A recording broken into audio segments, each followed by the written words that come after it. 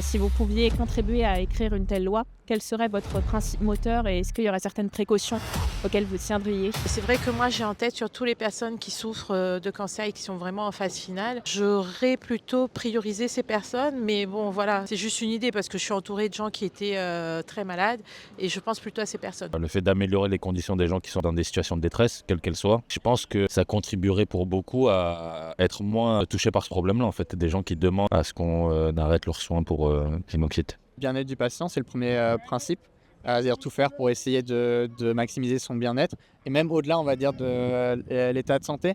Par exemple, il y a beaucoup de débats qui ont eu lieu autour de l'acharnement thérapeutique. Et de se dire, si quelqu'un n'a pas envie de continuer de vivre, il devrait également avoir le droit d'arrêter les traitements. L'accompagnement global, c'est-à-dire pas seulement médical, mais également comment se poser la question de comment on accompagne une personne psychologiquement, comment on accompagne sa famille aussi. Moi, je pense que ça devrait être le sujet principal. Et a fortiori, ça va être un sujet qui va devenir de plus en plus important dans les années à venir, parce que l'espérance de vie elle augmente, ça va concerner de plus en plus de personnes.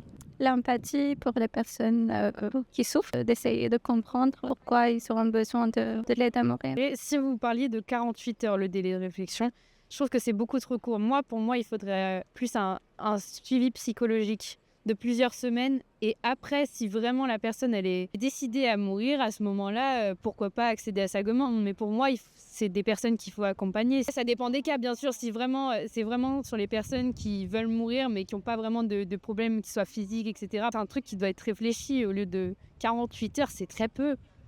Ça paraît vraiment peu.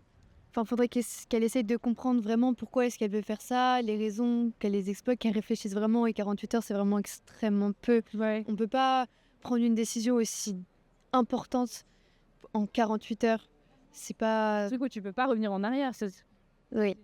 Le respect du consentement de la personne dans la mesure où il est possible de le donner. Après, si c'est pas possible, c'est la famille. C'est que dans les familles, c'est aussi, quand une situation arrive comme ça, c'est aussi très complexe. Qui fait quoi? De respecter la personne et sa dignité. Pour les personnes sous tutelle, contacter les tuteurs, ne serait-ce qu'à d'avoir l'avis au moins du tuteur serait important. Pareil pour les délais. Un délai de 2 jours, pour moi, c'est pas un délai, quoi.